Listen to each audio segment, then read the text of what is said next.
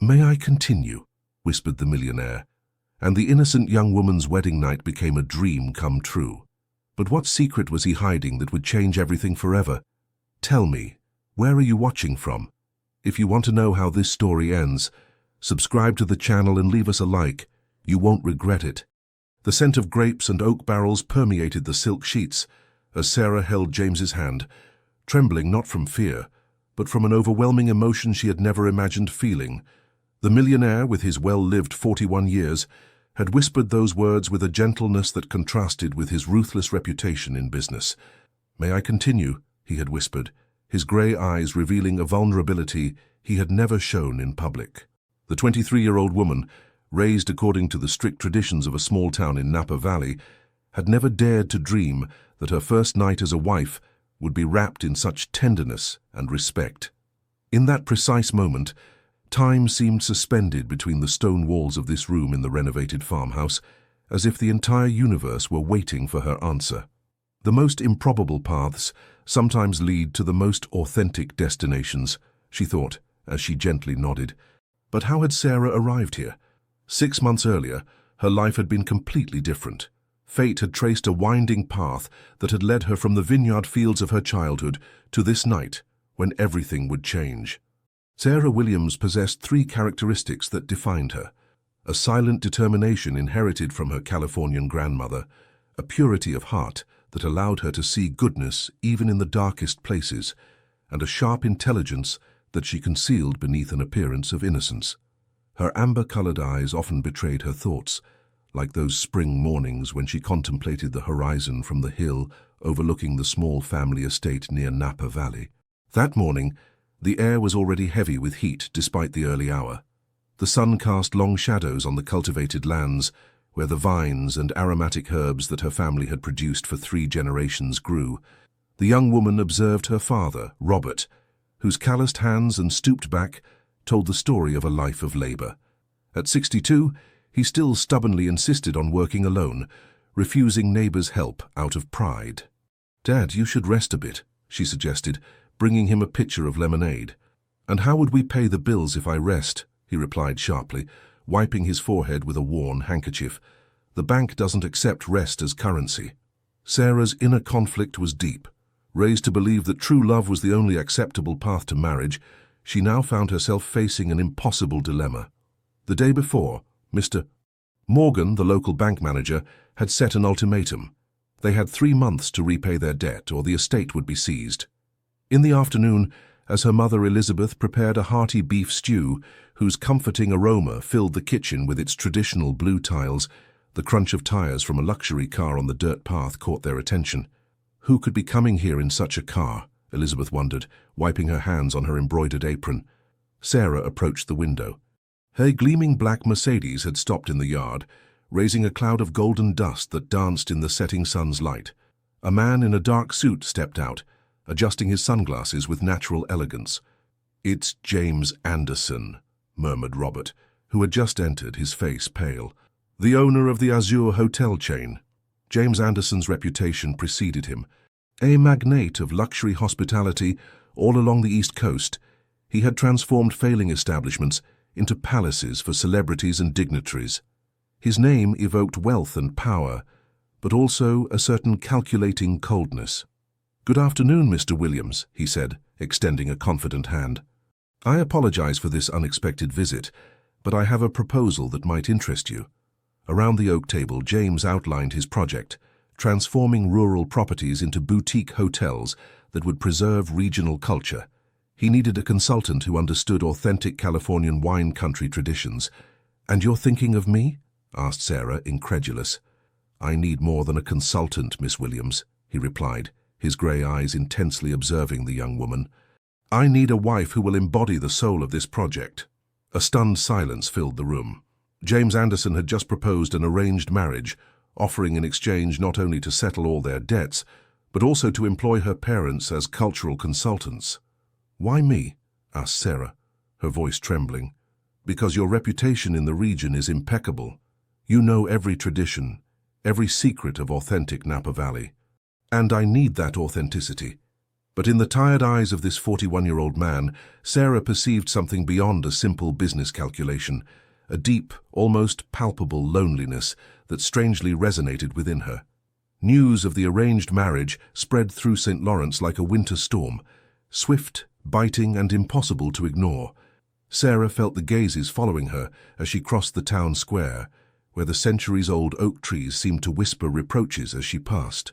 "She sold her soul for money," whispered Mrs. Baker, the baker, loud enough for Sarah to hear as she passed the window display with its golden croissants. These words pierced her heart like thorns. How to explain that it wasn't for herself, but to preserve the family heritage? How to make people understand that sometimes the most difficult choices are also the most necessary? The following Sunday, when she entered the small stone church where she had been baptized, a heavy silence replaced the usual greetings. Even Father Matthew, who had known her as a child, welcomed her with unusual coldness. "I'd like to speak with you privately, Sarah," he said after Mass, inviting her into the rectory garden where climbing roses diffused their sweet perfume. Under the shaded pergola, the white-haired old man placed his wrinkled hand on hers. "My child, is this truly what you wish? To marry a man you don't know for money?" "It's not that simple, Father," she replied, her eyes lowered to the patterns of the ancient tiles. "Our estate is more than a house. It's my family's history, my grandmother's memories, the traditions we preserve." "But at what price, Sarah? Marriage is sacred. It's not a business contract." A tear slid down her cheek. "Sometimes you have to sacrifice yourself for those you love." The priest slowly shook his head. "I cannot bless a union founded on such a basis. I'm sorry, but I refuse to celebrate this marriage." This refusal was like a dagger blow. Even the church, her refuge always, now rejected her. That evening, sitting on her windowsill, watching the stars dot the Californian sky, Sarah felt a new determination take root within her. If the path she had chosen had to be a solitary one, so be it. She would bear the weight of judgment like a cross, but she would not give up. The next day, a bouquet of fresh lavender was delivered with an elegant note. "Life judges us less harshly than men. James." These simple words from a man she barely knew brought her unexpected comfort. Perhaps she wasn't as alone as she thought. The ceremony took place in San Francisco, in the austere office of a justice of the peace with bushy eyebrows. The sky, laden with threatening clouds, seemed to reflect the ambivalence of this day that was supposed to be the happiest of her life. Sarah had chosen a simple ivory silk dress, and her mother had insisted on tucking a sprig of rosemary in her hair. "For fidelity and remembrance," she had murmured as she kissed her only daughter. James, elegant in his grey suit, had pronounced his vows in an assured voice that contrasted with the almost imperceptible trembling of his hands. No guests, no music, just the sound of rain beginning to fall against the windows. The wedding dinner took place in the presidential suite of the Hamptons Grand Hotel, an establishment that James had acquired the previous year. Facing the sea churned by the storm, under the discreet gaze of the staff, Sarah distractedly tasted the champagne whose bubbles reflected the distant lightning. "You don't like it?" asked James, noticing her hesitation. "It's not that. It's just that everything is so different from what I had imagined." A melancholy smile appeared on her husband's face. "Life rarely gives us what we imagine. I myself grew up in a cramped apartment in Brooklyn, New York. My father was a factory worker." This revelation surprised Sarah. "I thought you came from a wealthy family." "You can use the informal you with me now," he said softly. "And no, I built all this from nothing. My first job was as a dishwasher in a restaurant in Manhattan. Each day that followed brought its share of small revelations. In the library of James's Hamptons villa, where they had settled, Sarah discovered a detailed architectural project for a network of rural hotels. "It was Rebecca's idea," James explained, surprising her one evening as she leafed through the plans. "My ex-wife. She loved the countryside." "What happened?" she dared to ask. "She left 5 years ago, for an artist she met during a trip to San Francisco." The pain in his voice was palpable, like a wound that had never healed.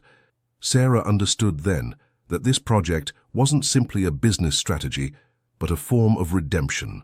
On the third evening, unable to sleep in this luxurious but impersonal bedroom, Sarah explored the sleeping villa. In a drawer of James's desk, She found a small, leather-bound notebook. Opening it, despite her protesting conscience, she read words written in a nervous handwriting. 5 years today, the house is still so empty. Success tastes like ashes when you have no one to share it with. This hidden vulnerability suddenly humanized this man whom she had considered solely as a calculating businessman. That night, in the silence of the villa, lulled by the crash of the Atlantic, Sarah understood that behind this marriage of convenience hid two solitudes that perhaps could tame each other. The world into which Sarah was propelled resembled a foreign country whose language and customs she did not know. Charity galas, business dinners, social events followed one another in a dizzying whirlwind of luxury and tacit protocols. A month after their marriage, James took her to New York for an important dinner with potential investors. In their suite at the Plaza, Sarah contemplated with apprehension the Ralph Lauren dress that James's personal stylist had selected. "I can't wear that," she murmured. "I won't know how to behave." James approached and gently placed his hands on her shoulders. "Sarah, these people think they intimidate me with their old money names and inherited fortunes. Show them the quiet strength I saw in you on the first day." The dinner took place in a starred restaurant in Manhattan. Sarah observed, silent, the ballet of waiters in white gloves, the delicate tinkling of crystal glasses, the polite conversations where each word seemed weighed. "So, Mrs. Anderson," a grey-templed banker addressed her, "how do you find the transition from the Californian countryside to high society?" A silence fell over the table. All eyes converged on her, some curious, others condescending. Sarah felt James's hand tense slightly on the table. "True society, sir," she replied, holding his gaze, "is defined not by its height, but by its depth. In Napa Valley, we value roots rather than facades." A surprised murmur ran through the assembly. James concealed a smile behind his napkin. Later in the evening, the conversation drifted to the boutique hotel project. When an investor expressed doubts about the economic viability of establishments rooted in local traditions, Sarah intervened with an assurance that surprised even herself. "Sir, have you ever participated in the grape harvest in Napa Valley at dawn? Have you ever tasted honey produced by bees that forage exclusively in the fields of the countryside? Have you ever listened to the stories of elders during winter evenings around an oak fire?" She continued, passionately describing the unique sensory experiences that authentic California could offer. The markets with scents of spices and olive oil, the traditional craft workshops, the village festivals rhythmed by local music. "What we propose is not simply a comfortable bed and impeccable service. It's an immersion in a millennial culture, a connection with a land and its traditions. So it's an experience that money alone cannot buy." When she finished, the silence that followed was different, imbued with respect and genuine interest. That night, 3 investors committed to the project. In their hotel room, James uncorked a bottle of champagne. "To you, Sarah, you just showed them what true authenticity means." Their gazes met in the mirror as he handed her a glass. For the first time, Sarah saw in his eyes something other than calculated politeness, a sincere admiration that kindled an unknown warmth within her. At the beginning of the 3rd month of their marriage, as autumn tinged the Hamptons with amber colors, a dark cloud came to overshadow their daily life that was beginning to find its rhythm. It all started with a phone call that James received in his office at the Hamptons villa. Sarah, who was bringing a tray of herbal tea from the garden, froze in the doorway when she saw her husband's expression transform. "That's absurd," he said in a tense voice. "You have no proof." After hanging up abruptly, he remained for a long moment, contemplating the sea through the window, his hands clenched on the marble ledge. "What's happening?" Sarah gently asked. James turned to her, his face unusually pale. "Victor Manning, an associate from Miami with whom I've had disagreements in the past. He's threatening to publish an article exposing our marriage as a business transaction." Sarah's heart tightened. How could he know? Rumors circulate quickly in this milieu. But that's not the problem. He approached her and, in a gesture that surprised them both, took her hands in his. "The problem is that it could harm you. Your reputation—" "My reputation?" A bitter smile appeared on Sarah's lips. "It's already in tatters in St. Lawrence. It's different. There it's judgments from people who know you. Here it would be your name dragged through the mud by strangers in tabloid newspapers. I don't want to inflict that on you." This concern for her well-being, more than for the company's image, deeply touched Sarah. She realized with sudden clarity that despite the strange circumstances of their union, she was beginning to develop authentic feelings for this complex man. "What are we going to do?" she asked. "I'm going to meet Manning. He wants shares in the new project." "And will you accept?" James shook his head. "No. It would be like feeding a hungry wolf. He would always come back asking for more." The following days were tense. James multiplied calls and meetings, returning late, his features drawn with worry. Sarah, meanwhile, immersed herself in the company archives, trying to understand the exact nature of the conflict with Manning. In a file dated 3 years earlier, she discovered that James had refused to associate with Manning for a casino in Miami, having discovered links between the businessman and dubious activities. Shortly after, Manning had experienced financial setbacks. One evening, as the autumn wind blew on the terrace, Sarah found James sitting alone in the darkness, a barely touched glass of cognac by his side. "I think I have an idea," she said, sitting beside him.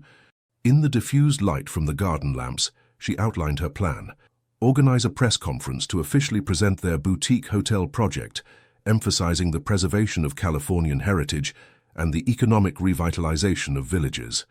By anticipating Manning, they would take control of the narrative. "And for our marriage?" asked James. "We'll tell the truth. That we met because of this project, that we share the same vision, and that our personal union was born from this professional collaboration. It's not entirely false, after all." A smile slowly formed on James's tired face. "You continue to surprise me, Sarah Anderson." It was the first time he had called her that, fully acknowledging their bond.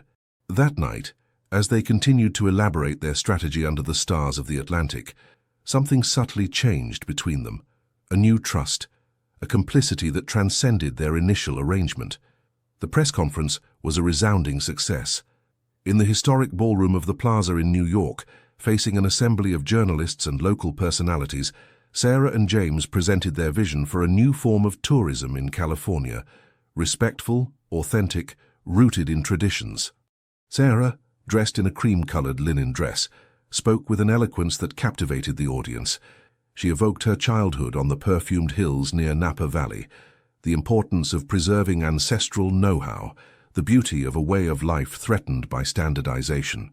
"What we propose is not simply an alternative to mass tourism," she concluded, "but an invitation to rediscover the true soul of California, the one that does not reveal itself to the hurried visitor, but to the one who takes the time to listen to its stories and respect its rhythms." When a journalist posed the inevitable question about their marriage, James took Sarah's hand and responded with disarming sincerity. "Our collaboration began as a professional partnership, but working together, we discovered that we shared much more than a business vision." He turned his gaze towards Sarah, and in his eyes shone an emotion that was not feigned. "Some encounters are starting points we don't foresee." Victor Manning, present in the audience, left the room before the end of the conference. His article was never published. That evening, they celebrated their victory dining on the terrace of the villa, under an autumn sky sprinkled with stars. The personal chef had prepared a meal with Californian flavors: clam chowder, lamb with herbs from the garden, peach and honey tart. "To our partnership," proposed James, raising his glass of Napa Valley Cabernet. "To the truth," replied Sarah, a playful gleam in her eyes. The night was mild for the season. After dinner, they decided to walk on the beach below. Barefoot in the still warm sand, Sarah felt a new freedom invade her. The sound of the waves, the iodine scent of the sea, the silhouette of maritime pines cut against the night sky, everything seemed more intense, more alive. "I have something to tell you," began James, stopping to face her. The light from the distant lighthouse intermittently illuminated his face, revealing a rarely exposed vulnerability. "I'm listening," murmured Sarah, her heart suddenly beating faster. "When I chose you, it wasn't just for your expertise or your knowledge." He took a deep breath. "The first time I saw you at the Napa Valley Farmers Market, where you were selling herbs from your estate, you were smiling at an old lady who couldn't afford to buy. You offered her a bouquet of lavender, telling her that its scent was supposed to bring peace." Sarah remembered that day, 6 months before their official meeting. She had never imagined that James had noticed her then. That gesture, your natural kindness. It reminded me that I was still capable of feeling something after years of emptiness. The silence that followed was loaded with unspoken emotions. The waves came to lick their feet, as if to anchor them in this suspended moment. "Why are you telling me this now?" she asked softly. "Because what I said at the press conference wasn't a strategic lie." He took a step toward her. "I'm starting to feel things I hadn't foreseen, Sarah. And it terrifies me as much as it liberates me." With a gesture as spontaneous as it was unexpected, Sarah approached and gently placed her hand on his cheek. "Sometimes the most beautiful paths are those we didn't plan to take," she murmured. Under the starry sky of the Hamptons, halfway between their two worlds, they exchanged their first true kiss, not a formal gesture to seal a contract, but the sincere expression of a feeling that was growing between them, fragile and promising, like the first shoots after winter. Winter settled on the East Coast, bringing with it crystalline days and cool nights. The boutique hotel project was taking shape, with the acquisition of 4 properties in different regions of California. Sarah and James worked together, she bringing her intimate knowledge of the terroir, he his business vision and network. Their relationship was also evolving, with a cautious delicacy, as if both feared breaking with too abrupt a gesture the fragile balance that was establishing between them. They now shared the same bedroom, but James, respectful of Sarah's unexpressed reticence, had not sought to rush a deeper intimacy. One December morning, while Sarah was supervising the renovation of the first estate near Sonoma, she received an unexpected call. "Sarah, it's Emily Wilson."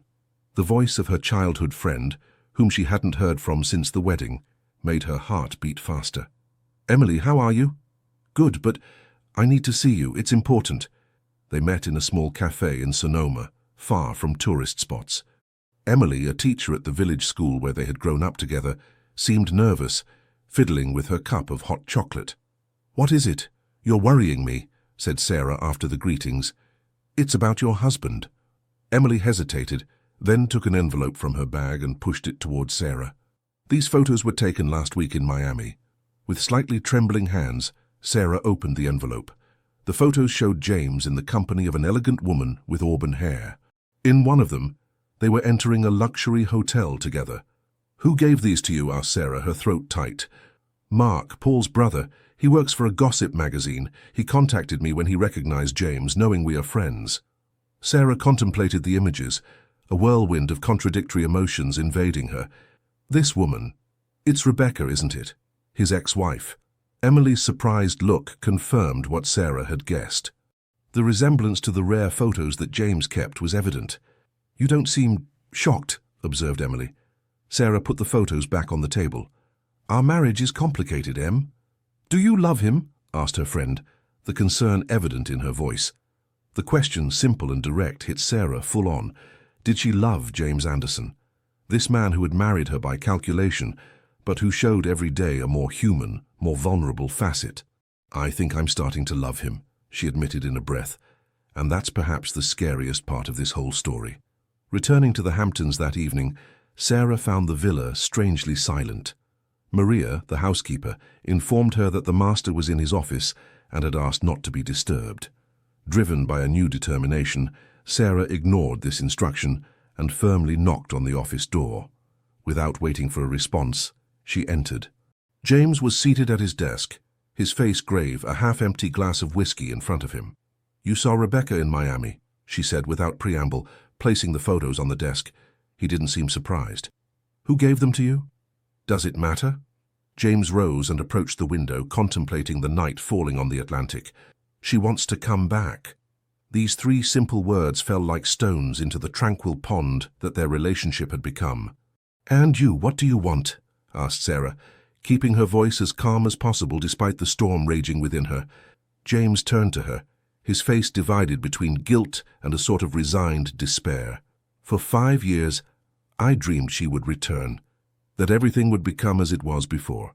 Sarah felt an acute pain in her chest, as if each word were a blade sinking into her. "And now," she murmured, "now, I realize that the past can never truly return." He took a step toward her. "Rebecca came back because her artist left her. She has nowhere to go. She says she still loves me, but what, James?" Sarah's voice trembled despite her efforts. "But I'm no longer the man she left, and much of this change I owe to you." He extended his hand toward her, but Sarah stepped back. "I need space. To think." That night, she returned to the family estate near Napa Valley. In her childhood bedroom, under the patchwork quilt her grandmother had sewn, Sarah cried as she hadn't in years, not for the contract that risked being broken, nor for the threatened financial security, but for the authentic feelings that had germinated in the improbable soil of an arranged marriage. 2 weeks passed without Sarah returning to the Hamptons. Refuged in the familiar cocoon of the estate, she helped her father in the fields during the day, letting physical work exhaust her body to appease her tormented mind. The evenings she spent with her mother sorting aromatic herbs in front of the crackling fireplace, the scent of thyme and savory filling the rustic kitchen. Elizabeth respected her silence, instinctively understanding that her daughter needed to traverse this trial at her own pace. James had called, of course, several times a day at first, then with decreasing frequency that perhaps reflected his own resignation. Sarah had responded only once to tell him she needed time, a request he had respected, then limiting himself to leaving brief messages, assuring that all was in order with the project. On a cold January morning, as Sarah was chopping wood in the yard, a black Mercedes passed through the estate's gate. Her heart leaped, thinking James had come to find her. But it was an elegant woman with auburn hair who stepped out. "You must be Sarah," said Rebecca with a marked New England accent. "I've come to talk to you." Face to face in the modest living room, where logs crackled in the hearth, the two women observed each other in silence. Rebecca, in her impeccable Chanel suit, seemed strangely out of place among the rustic furniture and embroidered doilies. "James doesn't know I'm here," began Rebecca, politely declining the coffee that Elizabeth had offered, before discreetly withdrawing. "I wanted to meet you, to understand." "Understand what?" asked Sarah, wary. "How you succeeded in doing what I never could, changing him." A sad smile passed over Rebecca's finely made-up face. "When I left him, he was a man obsessed with work, unable to stop, to enjoy life. Everything I loved about him at the beginning, his ambition, his determination, became a prison." Sarah remained silent, listening to this woman who had meant so much to James. "And now, I find him different, more human, more present." Rebecca looked her straight in the eyes. "It's your doing, isn't it?" "I didn't do anything special," responded Sarah softly. "Perhaps he simply needed someone who would accept him as he is, with his strengths and his weaknesses." A flash of understanding crossed Rebecca's gaze. "You really love him. It wasn't just an arrangement, as they say." Sarah felt her defenses crumble before the sudden vulnerability of this woman whom she had imagined as a rival. "I don't know what it is," she confessed. "We began with a contract, but then feelings developed," completed Rebecca with a melancholy smile. "I understand now why he's so lost since you left." Before leaving, Rebecca took Sarah's hands in hers. "Don't make the same mistake I did. Don't leave thinking there's something better elsewhere. Sometimes happiness is right in front of us, but we're too blind to see it." This conversation left Sarah more confused than ever. The next day, a letter arrived by special courier. Opening it, she immediately recognized James's handwriting. "Sarah, Rebecca has left. Not for me, but because I realized that the ghosts of the past cannot build a future. What we had no longer exists, and perhaps it was never as real as I believed. These last weeks have forced me to face truths I've avoided for a long time. The most important being that, despite the strange circumstances of our union, you have become essential to my life, not as a business partner, nor as a social facade, but as the person who reminded me what it means to be fully human. If you wish to end our arrangement, I will understand. The papers are ready. Your family will never be financially troubled, I've ensured that. If, however, you think there is something to save, to build together, I'll be in Sonoma this weekend, at the place where we lunched in October. I'll wait for you Saturday at noon. Whatever your choice, know that my gratitude toward you is infinite. James." Sarah reread the letter several times, James's words resonating within her like a half-forgotten melody. Outside, the winter rain beat against the ancient windows, creating a translucent curtain between her and the world. Saturday arrived, bringing with it a sky of limpid blue and a winter sun that warmed without burning. Sarah stood before her open wardrobe, hesitating between several outfits. What image did she want to project today? That of the businesswife, professional and distant. That of the authentic Californian young woman she had always been, or that of the woman she was becoming, halfway between these two worlds. She finally opted for a simple fine wool dress in almond color, with a cashmere shawl that James had given her for Christmas. Her hair, usually styled in a strict chignon for professional appointments, fell freely on her shoulders. "Are you sure you want to go alone?" asked Robert, his paternal concern evident as he accompanied her to the small Toyota she had kept despite the luxury cars put at her disposal. "Yes, Dad. It's a conversation we need to have in private." Sonoma, perched on its hill, resplended under the winter sun. The cobbled streets, less frequented in this season, resonated with the song of birds and the discreet conversations of rare tourists. The restaurant where they had lunched in October was a small terrace overlooking the valley, with a view that extended to the Pacific. James was already there, seated at the same table as last time. He rose, seeing her approach, his expression oscillating between hope and apprehension. "You came," he said simply. "I had to at least hear what you have to say," she replied, taking a seat across from him. The lunch began in a tense atmosphere, their exchanges limited to politeness and comments on the menu. It was only after the waiter had brought the desserts, a lemon tart for her, an espresso for him, that James finally addressed the subject that had reunited them. "I've thought a lot these last weeks, Sarah, about us, about what we've built, about what I feel." He paused, visibly searching for his words. Sarah waited, her heart beating like a captive bird. "When I proposed this marriage to you, I was thinking of a practical arrangement, mutually beneficial. I hadn't foreseen that you would transform my life in such a fundamental way." "How have I transformed it?" she asked softly. James looked into the distance, toward the hills bathed in winter light. "You reminded me that life isn't just about balance sheets and acquisitions. You showed me the beauty in details I no longer noticed, the scent of fresh bread in the morning, the texture of old stones under the fingers, the rhythm of seasons marked by changes in the vineyard fields." He brought his gaze back to her, and Sarah saw in it a vulnerability he had never completely revealed before. "Before you, I lived in a golden cage I had built myself. You showed me the door, but you let me choose to cross it." These words touched Sarah deeply. She had always thought it was she who was adapting to James's world, while in reality they had mutually transformed each other.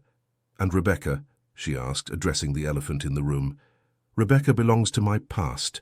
Our story was founded on mutual fascination. She for my ambition, I for her refinement. When these illusions dissipated, nothing solid remained." He extended his hand across the table, brushing Sarah's fingers without grasping them, leaving her the choice.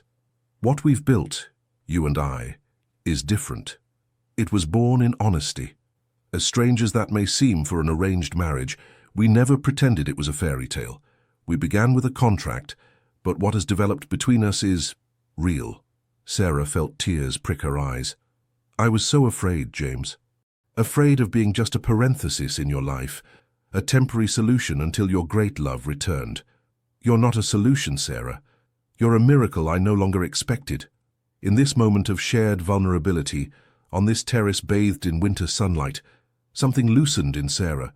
The fear, the mistrust, the doubts that had inhabited her since she had seen those photos.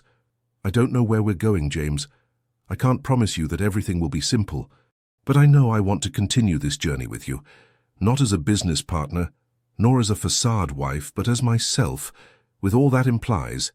James brought her hand to his lips, depositing a kiss imbued with a reverence that overwhelmed her.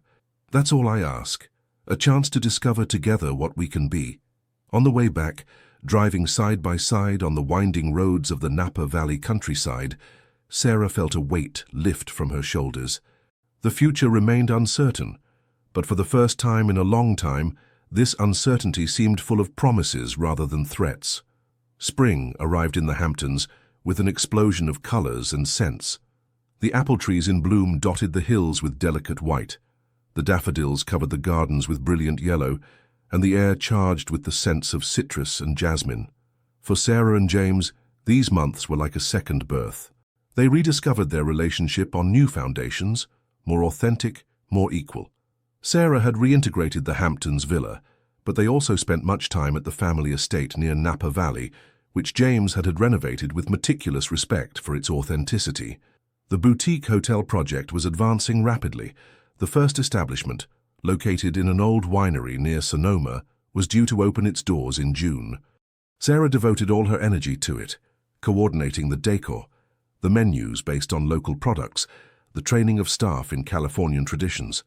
One April morning, while supervising the installation of artisanal furniture in the rooms, she was surprised by a sudden wave of nausea. It wasn't the first time in recent days, but she had attributed these ailments to fatigue and the stress of preparations. That evening in their bedroom in the Hamptons, James found her seated on the balcony, contemplating the sea sparkling under the moonlight. "Is everything all right?" he asked, noting her pensive expression. Sarah turned to him, a mixture of nervousness and wonder in her gaze. "I think I'm pregnant," she murmured.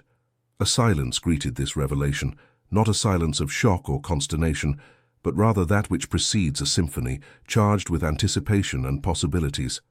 "A child," finally said James, his voice barely audible. "Our child." He knelt before her, gently placing his hand on her still flat stomach.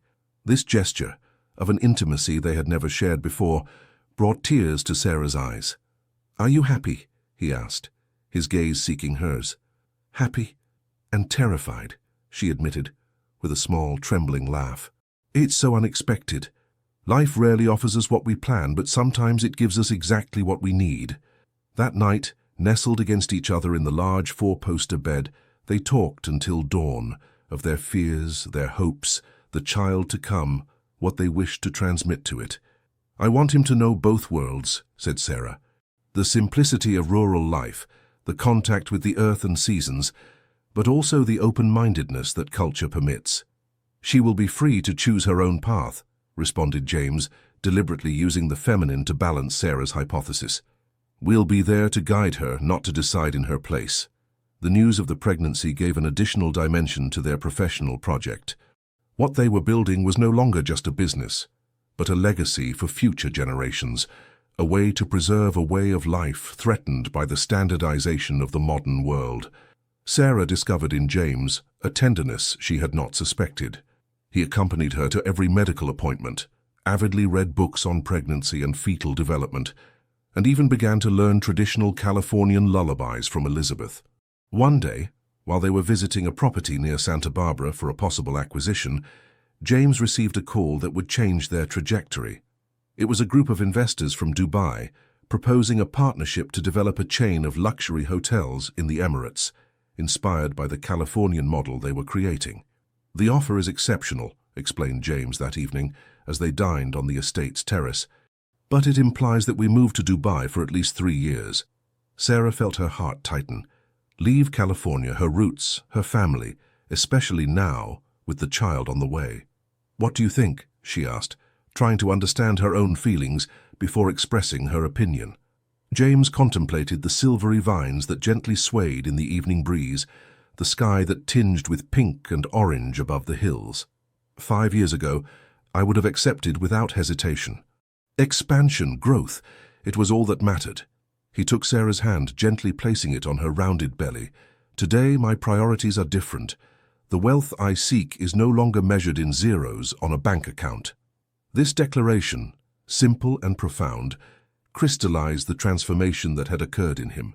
Sarah understood that the man she had married by arrangement had become someone completely different, or perhaps he had simply found his true essence, long buried under the imperatives of social success. 3 days later, during a video conference with the Emirati investors and his management team, James made a decision that stupefied the business world. He declined the multi-billion-dollar offer, proposing instead a franchise model that would allow investors to develop the concept while preserving the Californian anchoring of the original project. "Some things cannot be transplanted," he explained with a quiet assurance.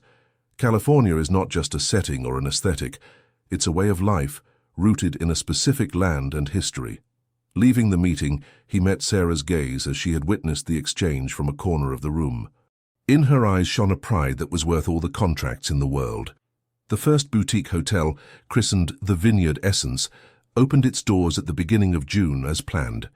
Located in the heart of Sonoma, it offered visitors a complete immersion in the Californian way of life, from rooms decorated with traditional fabrics and furniture made by local artisans, to meals prepared with products from the garden and surrounding farms, to activities such as grape harvesting, essential oil distillation, or participation in winemaking. The success was immediate. Reservations for the summer season were fully booked, and reviews in the specialized press were dithyrambic. "A revolution in luxury hospitality," headlined an influential magazine. "The Vineyard Essence reinvents authenticity in the era of globalization." For Sarah, 5 months pregnant, this professional success brought a particular satisfaction. The project she had co-created with James was living proof that it was possible to preserve traditions without fixing them in sterile pastism, to make them evolve while respecting their essence. One afternoon in July, while welcoming a group of journalists for a tour of the winery, Sarah felt an acute pain in her lower abdomen. She politely excused herself and withdrew to the office, hoping a few minutes of rest would suffice. But the pain intensified, accompanied by a wet sensation. When she looked down at her light dress, she saw with horror a bloodstain that was spreading. The hours that followed unfolded in a fog of anguish. The journey by ambulance to the hospital in Santa Barbara, the doctors speaking rapidly above her, the emergency ultrasound, James arriving disheveled, his face deformed by fear. "The baby," was all she could articulate. "Its heart is still beating," replied the doctor with reassuring professionalism. "But you're experiencing a placental abruption. You'll need to observe absolute rest for the remainder of your pregnancy." Lying in the hospital room, her hands protectively placed on her stomach, Sarah felt the world she had so carefully constructed collapse around her. How could she manage the opening of the other establishments? How could she continue to be the active partner James had found in her? "I'm sorry," she murmured when James was authorized to see her. "I've compromised everything." He took her hand between his gaze more tender than ever. "What are you talking about?" "The project. Everything we've built." "Sarah," he gently interrupted her, "none of that matters compared to you and our child. The hotels can wait. The investors can wait. The entire world can wait." In this room with white walls under the harsh light of the neons, Sarah saw the extent of James's transformation manifest, and her own. 6 months earlier, she would have believed he would choose the company. 6 months earlier, she herself might have continued to work despite the risks, for fear of losing her place, her value in his eyes. The weeks that followed were an exercise in patience and humility. Confined to bed in their bedroom at the Hamptons villa, Sarah had to accept delegating, trusting others, letting go of the control that had always been her refuge. James completely reorganized his schedule, entrusting responsibilities to his directors to be able to spend more time beside her. Each morning he brought her breakfast in bed, still warm pastries, fresh fruit, a verbena tea he had learned to prepare according to her grandmother's recipe. Sarah's parents came to temporarily settle in a wing of the villa, bringing with them the spirit of the family estate. Robert spent hours telling her stories of the California of yesteryear, while Elizabeth transformed the modern kitchen into a laboratory of traditional scents, preparing medicinal teas and comforting dishes. But the most surprising was the attitude of the local community. The same villagers who had judged their union so harshly at the beginning began to parade to the villa, bringing baskets of fresh products, grandmother's remedies, good luck amulets for the future mother. "We've seen what you're doing to preserve our traditions," explained Mrs. Baker, the baker who had criticized her so openly a few months earlier. "You've proven that you respect our heritage." These marks of support touched Sarah deeply. In adversity, she discovered that the bridges she had built between worlds were more solid than she had imagined. One evening, as the setting sun bathed the bedroom in a golden light, James sat on the edge of the bed and gently took her hand. "Sarah, I know it may not be the ideal moment, but there's something I want to tell you," she observed him, noting the unusual emotion that made his voice slightly tremble. "Our marriage began as an arrangement, a mutually beneficial contract, but what it has become, what you have become to me." He took a deep breath. "I would like us to marry again, not for business, not for appearances, but for us, in the Church of St. Lawrence, if Father Matthew accepts. with all those who matter to us as witnesses. Tears rose to Sarah's eyes, not of sadness this time, but of a pure and simple joy that seemed to illuminate the entire room. Yes, she murmured. 1,000 times yes. The end of Sarah's pregnancy unfolded in a bubble of protective serenity. The forced rest which she had initially experienced as a constraint progressively became a space for reflection and creativity. From her bed, then her chair on the terrace, she sketched ideas for future establishments, imagined unique sensory experiences for clients, wrote a book on little-known Californian traditions. James had installed a large whiteboard in their bedroom, where each evening he noted the developments of the project, so she would remain involved without stress. Their professional discussions transformed, becoming deeper, more visionary, freed from the daily urgency of execution. "It's strange," observed Sarah one September evening, as the sea breeze made the terrace curtains quiver. "I feel more present in the project now that I'm physically absent." James smiled, perfectly understanding what she meant. "It's the difference between acting and directing. Before you were at the heart of the action. Now you see the whole picture." The second establishment, a mansion near Santa Barbara converted into a hotel spa using exclusively local products, opened its doors at the beginning of October, immediately welcoming a loyal clientele come to discover this new jewel of the chain. In mid-October, during a routine checkup, the doctor announced that all danger seemed averted. The baby was developing normally, and Sarah could gradually resume certain activities, although caution remained the order of the day. "It's a victory," declared Dr. Collins, putting away his stethoscope. "Your determination and patience have borne fruit." This good news coincided with another significant development. Father Matthew, who had refused to celebrate their first marriage, came to visit them at the villa. "I've observed what you're building together," he said, his faded blue eyes shining with a benevolent wisdom. "Not just your hotels, but your relationship. I've seen how a pragmatic arrangement has transformed into something sacred." He placed his wrinkled hands on theirs in a gesture of informal blessing. "I would be honored to celebrate your religious marriage if you still wish it." The ceremony was set for the first Sunday of November, when Sarah would be in her 9th month of pregnancy. Unlike their first marriage, discreet and almost secret, this celebration would be open to all those who had participated in their journey: family, friends, collaborators, villagers. The week preceding the wedding, James took Sarah to visit an estate he had recently acquired, halfway between Napa Valley and St. Lawrence. It was a magnificent 18th-century Californian farmhouse, nestled amid vineyards and century-old oak trees. "It's for you," he said, as they stood on the stone terrace, contemplating the landscape bathed in the golden light of autumn. "For us." Sarah, her round belly visible under her flowing dress, looked at him with surprise. "I don't understand." "It's not a new hotel project?" James shook his head, a mysterious smile on his lips. "No, it's our home, our true dwelling." He explained his vision: to renovate the property to make it their principal residence, a place rooted in Californian soil, where their child could grow up in contact with the seasons, traditions, nature. The Hamptons villa would remain their foothold on the coast, but their life would be here, in the countryside she loved so much. "You would give up life on the coast?" asked Sarah, moved by this potential sacrifice. "I'm not giving up anything," he replied, his eyes reflecting a peaceful certainty. "I'm simply choosing a different wealth." The Sunday of the wedding arrived, bringing with it a sky of crystalline clarity and an unusual mildness for November. The stone church of St. Lawrence was decorated with simplicity. Bunches of dried herbs, olive branches, and ivory silk ribbons adorned the wooden pews polished by generations of faithful. Sarah, radiant in an empire waist dress of antique lace that her mother had adapted to her silhouette of a future mother, walked up the aisle on her father's arm. James awaited her before the altar, his gaze expressing all that words could never say.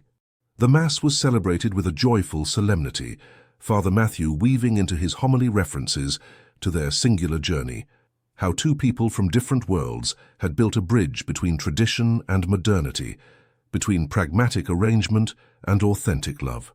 At the moment of exchanging consents, when James pronounced his yes in a clear and assured voice, Sarah felt the baby give a vigorous kick, as if to add its own approval to this union now blessed. "Your child seems eager to join this celebration," smiled Father Matthew, provoking tender laughter in the assembly. Upon exiting the church, a surprise awaited the newlyweds. The villagers had organized an honor guard composed not of rice or petals, but of freshly cut aromatic herbs, creating a corridor of scents that perfectly symbolized their union between tradition and innovation. The reception took place at the Vineyard Essence, transformed for the occasion into a space both elegant and warm. Under the centuries-old oak trees of the courtyard, tables draped in natural linen welcomed the guests for a Californian banquet prepared by the chefs of the three now-open establishments. At the moment of speeches, James rose, gently holding Sarah's hand. A year ago, I was a man who believed that success was measured in figures on balance sheets. I had everything money can buy, and yet I had nothing of what truly matters. His gaze swept the assembly, Sarah's parents, proud and moved, the villagers who had first judged, then accepted them, the team that had believed in their vision of authentic hospitality. Today, thanks to this extraordinary woman, I understand that true wealth is found in the connections we create, with others, with the land, with our heritage, with ourselves. He gently placed his hand on Sarah's round belly. Our child will be born into a world where authenticity has become a rare commodity. But thanks to what we've built together, not just hotels, but a philosophy, a way of life, he or she will know that traditions are not relics of the past, but seeds for the future. Sarah, tears in her eyes, rose to join her husband. Together, facing this community that had become their extended family, they raised their glasses, filled not with champagne, but with traditional local wine. To roots and wings, proposed Sarah. To traditions that anchor us and to love that makes us fly. Under the starry California sky, surrounded by those who mattered, they sealed this promise with a kiss that was no longer an arrangement, but the pure expression of a love born in the improbable soil of a marriage of convenience. The dawn of the 1st of December rose over California, bringing with it a crystalline cold and a winter light that transformed the vines into silver sculptures. In the master bedroom of the newly renovated estate, Sarah awoke with a strange sensation in her lower back. James was still asleep, his regular breath creating small clouds in the cool air of the room. She rose gently, approaching the window to contemplate the familiar landscape that stretched before her. The vineyards, now bare for winter, traced geometric lines on the ochre earth. In the distance, the bluish hills stood out against a sky of absolute clarity. This panorama, which she had seen 1,000 times since her childhood, appeared to her today with a new meaning. It was the horizon their child would see growing up.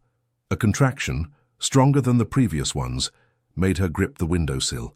She breathed deeply as the midwife had taught her. It was time. "James," she called softly. He awoke instantly, as if he had been waiting for this call in his sleep. "The baby?" She nodded, a serene smile on her lips despite the pain that was beginning to radiate in her lower abdomen. "Our child has chosen its day." The hours that followed unfolded in a bubble outside of time. Contrary to the anguishing urgency of the summer episode, this time everything was calm, methodical. James contacted the midwife and the doctor, who had agreed to accompany the home birth, a tradition Sarah had wished to honor. The room was prepared according to the ancient instructions Elizabeth had transmitted. Rosemary branches for protection, beeswax candles for air purification, locally woven cotton cloths to welcome the newborn. When labor intensified, Sarah found her strength in James's constant presence. This man, whom she had initially considered as a calculating stranger, had become her anchor, her deepest support. He did not leave her bedside, wiping the sweat from her brow, massaging her back when the contractions became unbearable, murmuring encouragements that drew on a tenderness she would never have imagined in him a year earlier. At noon precisely, as the winter sun reached its zenith, illuminating the room with a golden light, their daughter was born with a vigorous cry that resonated like a promise of life. "Welcome, Emily," murmured Sarah, welcoming against her chest this little being with dark hair and an already intense gaze. James, tears flowing freely on his usually controlled face, sat on the edge of the bed, enveloping his wife and daughter in a protective embrace. "She's perfect," he said, his voice trembling with emotion. "Like her mother." The following hours were a whirlwind of discreet visits. First Sarah's parents, who contemplated their granddaughter with a mixture of joy and wonder. Then Father Matthew, come to bring his blessing to the new life. And finally, in late afternoon, a delegation of villagers bringing traditional gifts for mother and child. Acacia honey, essential oils, hand-woven amulets. When evening fell, they found themselves alone, all three, a new family born from an improbable journey. Emily slept peacefully in the oak wood cradle that James had crafted by a local artisan. "What are you thinking about?" asked James, noticing Sarah's meditative expression as she contemplated their sleeping daughter. "I'm thinking of all the paths that converge to this moment," she replied softly. "A year ago I was a young woman terrified at the idea of losing the family estate, ready to accept an arranged marriage out of desperation. You were a solitary businessman, prisoner of your success. And now we are home," completed James. "In every sense of the term." He took her hand, intertwining their fingers in a gesture that had become familiar but never banal. "Do you know what my father always said? The most enduring arrangements are those we continue to choose each day, even when we're no longer obligated to." Sarah smiled, understanding the profound truth contained in these simple words. Their marriage, begun as a pragmatic contract, had transformed into a daily choice, a decision renewed each morning to build together a life that honored both their roots and their aspirations. Night had fallen over California, bringing with it a muffled silence only disturbed by the distant hooting of an owl. In the bedroom, with ancient walls impregnated with history, Sarah and James watched over the sleep of the one who embodied their future. "Do you know what Emily means in old Californian English?" asked Sarah, gently caressing the velvety cheek of their daughter. James shook his head. "She who transforms, that's what she did even before being born. She transformed us as we transformed each other." In this house with secular foundations but a renewed heart, they had created a space where tradition and change, past and future, could coexist in harmony. The scent of grapes and oak that permeated the air was no longer just a nostalgic evocation of the past, but the promise of a perpetual renewal. Outside, the first stars appeared in the ink-black sky, softly illuminating the sleeping fields. California continued its eternal dance with the seasons, and within this immutable rhythm, a new story was taking root. That of a family born from an arrangement but raised by love, of a heritage preserved but constantly reinvented. The most precious scents always reveal themselves in the vases that life has first cracked, then patiently repaired with the gold of shared experience.